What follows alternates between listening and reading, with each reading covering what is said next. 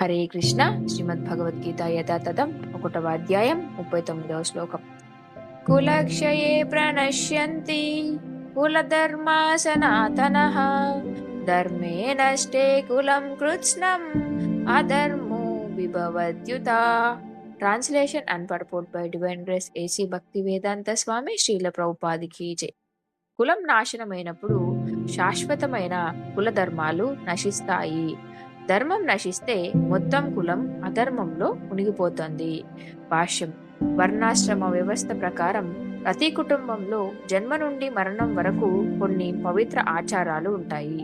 పెద్దవాళ్ళు వాటిని పిల్లలకు నేర్పుతారు. కానీ పెద్దవాళ్లే యుద్ధంలో చనిపోతే ఆచారాలు ఆగిపోతాయి. మిగిలిన చిన్నవాళ్ళు దారి తప్పి అధర్మంగా ప్రవర్తించడం మొదలు పెడతారు.